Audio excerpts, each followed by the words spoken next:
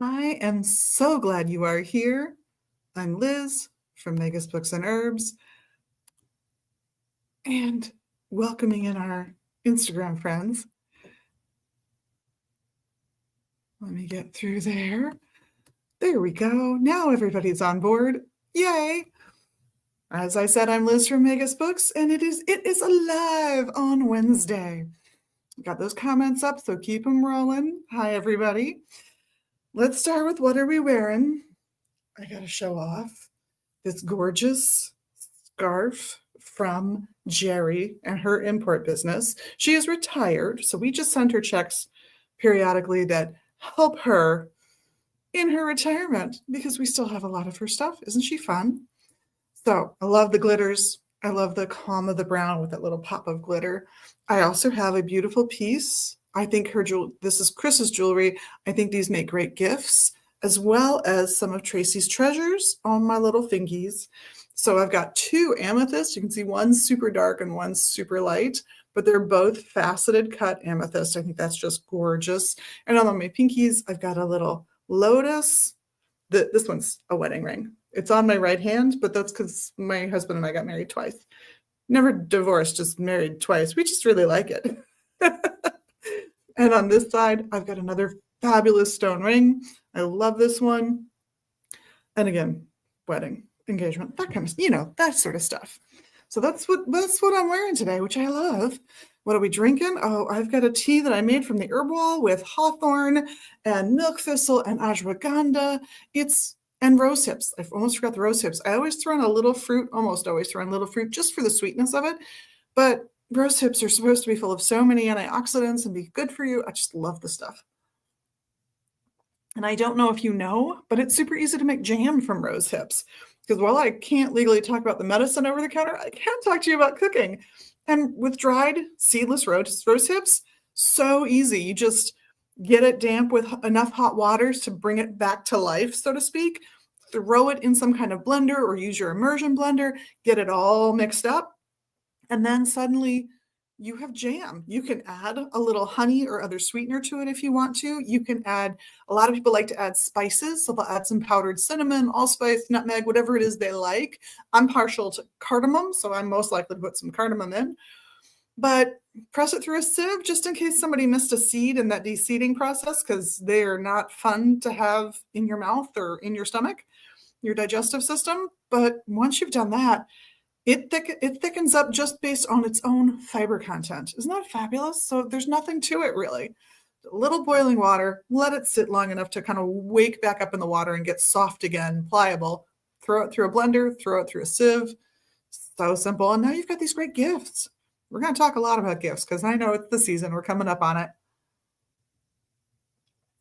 I have another one that I talked about yesterday in the magic class.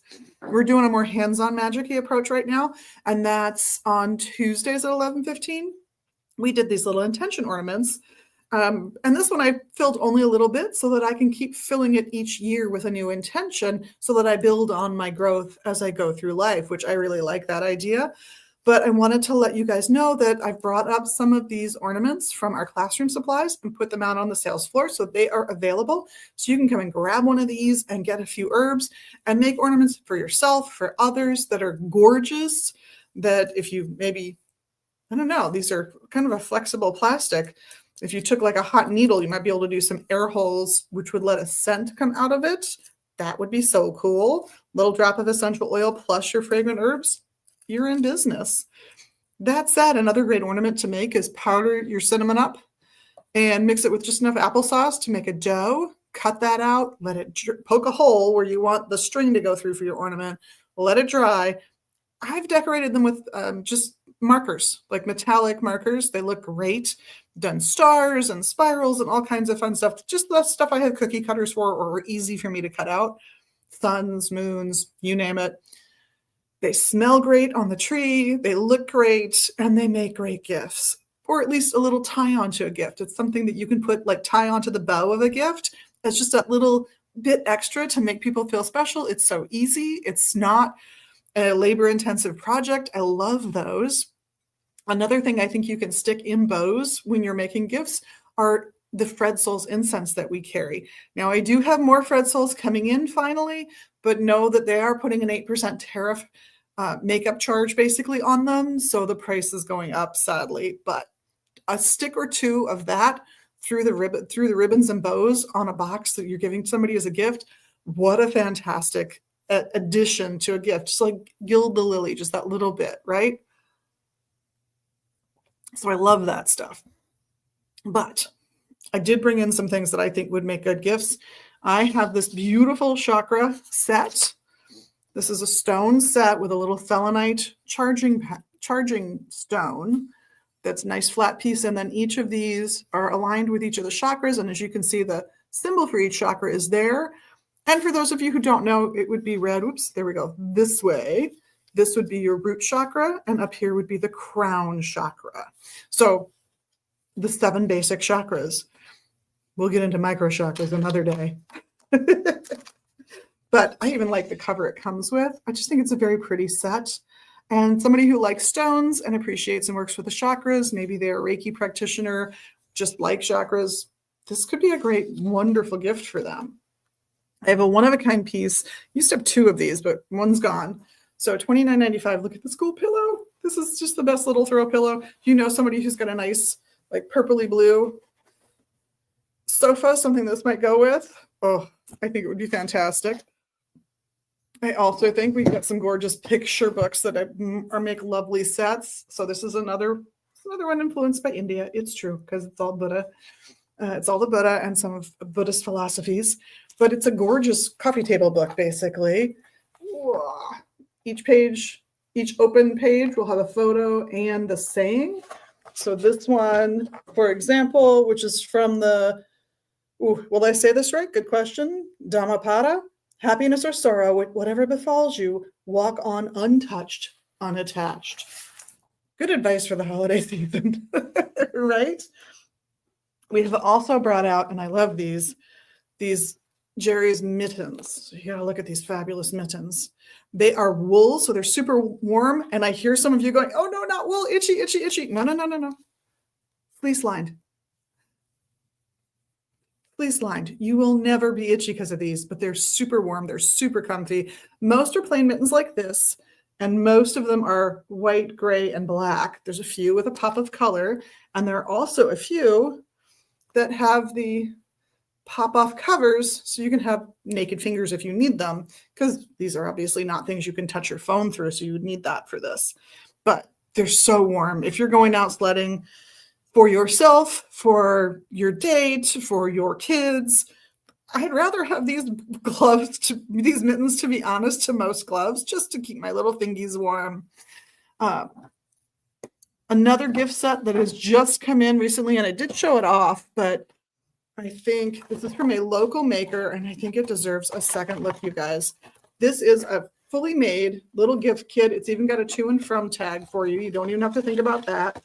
It's got some beautiful sort of candy cane tissue paper that everything is sitting in. It's stripes with green and white and red. And you get this gorgeous eggnog inspired bath. It's got orange and spice. It's just lovely. You've got, it's coming. Another little type of bath, which would be super easy, by the way, to turn into a salt scrub with that little oil. And you're good to go. It also comes with a cute little scoop so you can get everything out as you need it to come out. And Merry and Bright bath salts. And the other ones, by the way, were Restful Flurry and Yuletide Rum Bath Soak. This is a limited edition set. She's not doing them once the holidays are over. I think what's been made is probably all there's going to be. So fabulous little ready to give gift. I love that that's so easy. So look for the card. I've got a few of the kits, so get out there when you can. And the other piece that came in brand new that you have not had a chance to see yet that I think is gorgeous are these wands. So they have a metal core that was anointed in a goddess oil. And yes, I do think that's funny in an 11-year-old boy kind of way. Before it was encased in this beautiful handle They're all like this, but none of them are the same because they're uniquely and individually handcrafted. So this one's got a little moonstone. This one's got a little quartz. This one, ooh, here's the red and black one, which has the little piece in the bottom. And this one, which kind of fits the hand nicely with that little curve to it. And then finally, for those of you who are like, I can't think in straight lines. What do you mean wands that are straight? That's okay. I got this baby for you. Even more bent than the last one, and in a beautiful olive. So fabulous handmade wands. They are here. Of course, we have Daryl's as well, which I showed you guys a couple of weeks ago. That is gorgeous too. They're all roughly in the same price range. Daryl's $150. These guys are $160. But I think you got to remember, this is local, handmade, unique art piece in all cases. Totally worth the investment, I think. So that's fun stuff I've got going on. Let's talk about upcoming events. So this Saturday, the 6th of December, 2025, just so if you're watching this on a rerun, you know, we've got the Alliance Coven having their free class at noon. Fabulous group of teachers. Highly encourage you to go. The next day, Sunday at noon, we have Gateway to the Gods. Definitely doing it. I'm kind of thinking African Dream Seed, because I haven't done that one in a while. And I was it's a bean ultimately. So I was kind of wondering if I should do a little bean broth with some savory veggies and just have some fun with it. Let me know, especially if you are interested in that class. We've also got Saturday the 13th, Alliance Coven will be back again for their free series. Again, fabulous series, highly encourage it. They'll cover a lot of basic 101 topics. And the following Sunday, the 14th of December at 10 a.m. before we open will be the Gardnerian introduction class. Also a free to attend class, just like the Alliance Coven. No passing, it's not even a buy donation class. Neither of those are. They're just completely free. And that one we'll be discussing. We've been discussing ethics lately in that class. So there'll be a few things based on ethics, based on perspective taking, things along those lines, at least for the next few classes. On the following Sunday, the 21st, on the solstice itself, Reiki 1. So what a glorious day to get your Reiki 1 as the year begins anew for people who follow those calendars. The following Saturday on the 27th, Adam's astrology class. And I got to say, he has gotten rave reviews with this series. I think this is the best series he's done so far. And it's definitely a drop-in series. You don't have to have attended the previous class. He got the nicest review from one of our other readers, Daryl, the guy who made the wands and the very fancy, nice attention ornaments that we've got that I didn't bring in to show off today because I did it recently as well. His comment was he had an expectation about what a class on astrology would really be like, especially a 101. And he was interested in attending. He wanted to hear it, but he was also it's just going to be the same old, same old. He was so impressed that it wasn't. He was so impressed with the way Adam draws things together.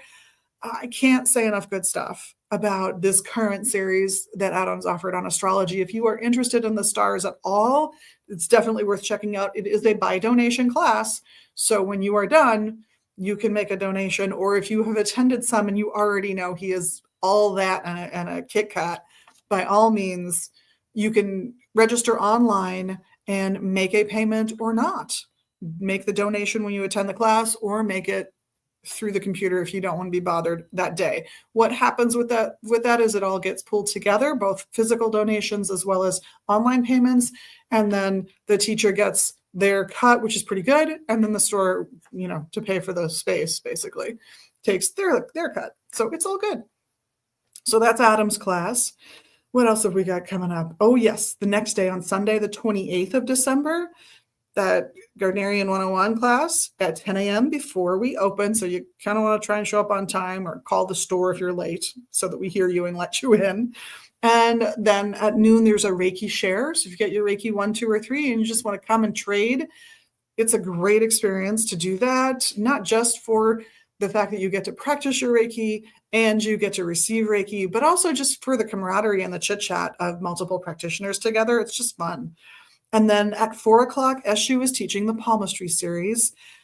Really good approach to readings and how to pull information together. So count on SU for a really interesting and entertaining class. And then on Saturday, January 3rd, yes, I'm going all the way out to January 3rd, the Alliance Coven will be back at 12. They will have a fabulous class, but the reason I wanted to tell you about January 3rd is SU has a class on January 3rd as well on American hoodoo and folk magic, which his entire life has been steeped in since the day he was born. So come check that class out. That's another by donation class, and it's at 3 p.m. You can register online in advance, or you can definitely pay when you are there, should you be able to make that donation. And again, make the donation that you can, of course. If you've got $3, it's all you've got, but you're dying to know about this subject and meet this teacher, come donate the $3. And for those of you who are like, well, I can actually donate a lot more, and you kind of cover someone else's as well as your own, we appreciate that too. That is all good as far as we're concerned. We love having all of you here. So that's what's happening. One more regular announcement, which is the reader's schedule.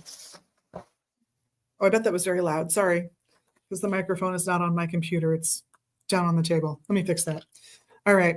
So we have had, I announced this last week, we've had a small change in our readers because one of our readers who is a younger adult, got their real grown-up job and cannot be here during the day. So they are no longer reading with us. That was Jessie. That was our rune reader.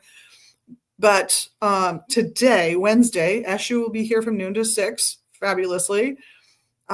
Thursday, he will be here from noon to 3, and he'll be followed by Heather, who is a delight unto herself. Ravenwolf will be in on Friday from 1 to 4. Daryl will be back doing oracle readings from 4 to 6. And if you want to experience his reading style and his personal, unique deck that he's designed for his oracle readings, longtime tarot reader just fell into this tarot deck thing or oracle deck thing, then he's going on vacation next week. So come down on Friday and get a reading from him, and then maybe go out to dinner at one of the local restaurants. It's fabulous here. Oh, and by the way, there is a parking lot you can park in while you're in this neighborhood. It is 1 block south of us, and it is on what I would call the back side of the block. So not Central Avenue, but the opposite side of the block from that. So if you are coming north on Lowry, before you get to our block, or if you're coming north on Central, turn on Lowry, and in half a block, you'll see the parking lot. And on the far end, you'll see the church. It's St. Clement's Catholic Church, and they very generously offered the parking for all of the local businesses to use. That may switch to a paid lot sometime in this new year, but for now, at least, it's completely free. And the reason, by the way, it might change to a paid lot is just to help keep any nefarious activity under control. Has nothing to do with wanting to gouge anybody, but it does have to do with needing to maintain the parking lot and to just encourage people who don't want to do legal things in it to maybe not do them there. Just a thought, just for everybody's safety. Anyway, where was I? Oh, yes. Saturday, SU is here from noon to 3. Tarot reading and palm reading available from him. And then Margaret rounds out our Saturday from 3 to 6. Eshu will be in again on Sunday all day, noon to 6. Daryl is in on Monday from 12 to 2, followed by Morpheus doing dream interpretation from 2 until we close up at 6. Tuesday, I've got Ravenwolf, the fabulous Ravenwolf, from noon to 3, and Daryl is doing oracle readings from 3 to 6. And that brings us back to today with Eshu again. So come get your cards read. Great time. We're approaching a new year very rapidly. It's not a bad idea to get a forecast reading. Or that relationship reading. But reader schedule's always posted. And for anybody who's interested but hasn't done it here before, all of the readers have agreed to a $2.50 a minute plus tax charge. And we will ask you if you would like to leave a tip for your reader, but it is not required by any stretch of the imagination. So no worries there. We also have a chart in the reader's area so you can see what the grand total will be for, say, a 10-minute reading plus tax up to, I don't know, I think an hour and a half reading plus tax. And I would say most of our readers read for 10 to 20 minutes on average. Most, I would say 15 to 20. So that's what I would budget for if I just wanted a general reading, just so you know. But you can absolutely say, I want a 10-minute reading, and they will be happy to do that for you. Even a 5-minute reading is doable. Less than that, and really you're asking for a one-card pull, and some of the readers will go, yeah, you need 5 minutes at least. Let's do a little 3-card reading. I've been losing my rings. I'm down to my amethyst. What does that say about me for the day? That I need to be sober? No problem. Not an issue at all. That I need to accept all of the love and gratitude and give all the love and gratitude that there is? Absolutely. No problem. I love that about amethyst. So that brings me to today's topic. I thought I would talk about wands and athames. Why get them? Why get both? Why would you want them both? There are people who avoid athames because they are metal and they are knives, and they don't like the symbolism of the knife. They don't like just the fact that it's metal alone. There are certain traditions that don't go for metals at all. They view themselves as before metalworking in their basis historically. But a lot of traditions do like an athame. An athame is a knife.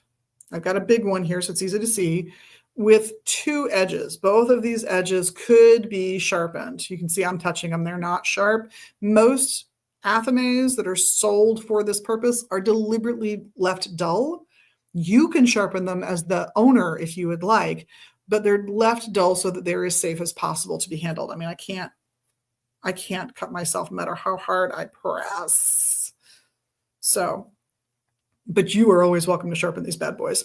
So I like athames as a symbol of how life always has 2 sides. Every action has benefits and every action has consequences that you might not like. I always view life as let's try to make all the consequences as positive as we can, as often as we can. And this kind of reminds me to do that. The idea that every right that you have has a responsibility. Every privilege creates a little karmic debt.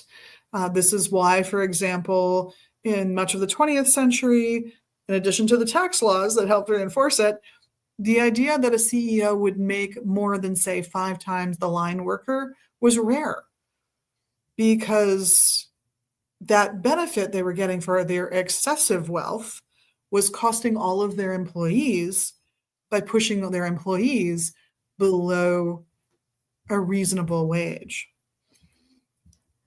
So we have the double-sided athame that I think symbolizes that really nicely in ways I don't think a wand does. In terms of magical use, I think that it really comes from an era and an age in which you might summon an entity, a deity, something that has its own agenda that may not match yours. And so you might have to say, hey, I am not here to be taken advantage of. And there's something empowering about that, as long as it's not abused. So I like that idea too. The idea of, I can use this in a number of ways, but I can use it in a way that will help me defend myself if I need to. Kind of reminds me of women's hat pins being used for self-defense on public transit early on in America. I think that's hilarious, but there you are. Versus a wand. Now, a wand, you could bludgeon somebody with a wand. So this too is a weapon as far as I'm concerned. I don't think it's different in that sense, but it's not a stabby weapon. It's much more blunt than even the dull athame that you will buy in a shop. So I view this perhaps as a more polite way of communicating with those entities that you might want to call in, be they a deity, an angel, a spirit of some kind, something that you are sure really is on your side. You use this. That to me is the big distinction between the two.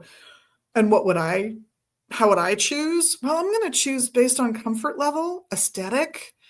I place a high premium on, does it sit comfortably in my hand? Can I wield it in a way that I think is appropriate? This is how I was taught to use an athame. Oh, and by the way, I don't care how you say athame. It's Athame. That's how it's spelt. I don't care if you say athame, which I've absolutely heard, athame, athame, any pronunciation will do as far as I'm concerned. That's just a regional difference or a personal difference in how you discovered the word, whether or not you heard it spoken or saw it read, or yeah, heard it spoken or yeah, saw it in writing. However you want to pronounce that word is fine with me. I don't, language drifts and I don't mind that fact. So pick your athame, athame, athame. I'm sure I'm missing a few pronunciations. Put them in the comments if you've got a few that you like. And if you are looking into a wand, it's kind of same rules. I want it to be comfortable to wield, which means in both cases, if it's super large, it can be ungainly if you're not physically fit enough to wield it comfortably. This is the reason that these are generally not swords. I've seen a few short swords used this way. I wouldn't call this a short sword. I'd call this a dagger. It's a long dagger, but it's a dagger nonetheless. So I'm looking for balance. It's got to feel good in my hand, and good balance will let it feel good in my hand. I am looking for, good balance. I don't own this, so I'm not actually going to risk it completely, but a nice balance. The balance point is kind of close to the handle, which makes it easy to wield. I like that about this one. And a good size and length for my purposes, which might mean that I get one that's this big instead of this big. Huge, right? Maybe you want something a little more discreet. That's allowed. That's even encouraged. Or maybe while black-handled, you'll read about black-handled knives being appropriate for this kind of magical tool, but that's not what calls you. You really like the rainbow dyed blade that we've got, where the handle is wood and it's been cut so that you can see bits of the grain, and each grain, there's swaths of color in the grain levels so that you get a rainbow effect. That's a fabulous knife. There is nothing wrong with that as your athame, no matter what anybody tells you. This is your more traditional black-handled. Yay, black-handled. But that doesn't mean you have to follow that rule. That there is a tradition doesn't mean it's your tradition, says the fuddy-duddy. I know. I'm good with that, though. I'm fine with people creating their own tradition, their own practices. I think even if you are a traditionalist, you're going to have some personal practices that might be not quite in line with the tradition you've chosen to study. There's nothing wrong with a personal practice. There is nothing wrong with expanding that personal practice to include your family, your friends, creating a coven, and creating a whole new tradition. Do it. Go for it. Maybe the tradition will involve completely unique initiations for each individual person so that they can be finely tailored to everybody involved, with everyone having a role that suits them best in the situation, and perhaps even introduces the initiate to a facet of that person's personality that they maybe weren't very exposed to, but will be in coven practice. Isn't that a fantastic idea for how to approach initiation from an eclectic point of view? I love that set of ideas. Do I like a traditional initiation? Sure, but the purpose is different. If you're tailoring that initiation to the individual, you're truly centered on their experience in a way that you're using symbols that mean something to them. You're tapping into egregores that they already have a working relationship with, whether that is pirate movies from the 90s or Wizard of Oz or the current movies that are out now with the time before the Wizard of Oz, before Frank Baum's writings take place. Fabulous book, by the way. Highly recommend the novel.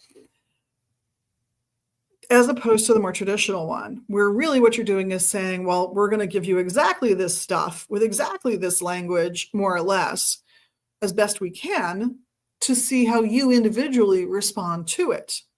Your experience of it will inherently be different from anybody else's. So you will have something, however great or small, you will have something unique to say about it, as long as nobody force feeds you the ideas that they have about how to interpret your experience. As long as you get to interpret your own experience in that traditional context, I think that that's amazing as well. But that said, started really with wands and athames. If these are tools you want to add to your collection, choose the ones that resonate with you. Try them on for size if you can. These are tools that I've ordered stuff online. I've gotten stuff from Craftsman, but I like being able to hold it in my own little hands before I purchase it, before that final transaction. So I know, is it really right for me? So this is where I think the shops like ours, like Magus Books, really come in handy because you can audition the pieces as you go. It's, there's something to be said for holding the thing in your hand before you make a final decision about whether or not it's right for you. Are these up online? Yep. You can look at them in advance, check them out. If you can't come into the shop, but you fall in love with one, by all means, order it. Absolutely. But I'm going to encourage you, if you can, to go to a shop and try them on for size. Can you try these on for size anywhere but here? No. But this maker is in other shops around my area, which is the Twin Cities in Minnesota. So Twin Cities are Minneapolis and St. Paul, our state capital, St. Paul, and the town across the river, basically where we are in Minneapolis. Oh my goodness, it's 11:46. I have to stop soon. So sorry. Since I'm the only one, we might cut it a little short today, but don't forget to come and pick up your gift sets, your gifts, your ingredients for making gifts. I would love an herbal bath, a salt scrub, something with essential oils in it. These are all fabulous things I think make lovely gifts. And on Thursday, I will be talking about making lip balm just because I think some of the extravagance I see with it is silly. So you'll see my thoughts on all of that tomorrow if you tune in 11:15 for the Irby cast. And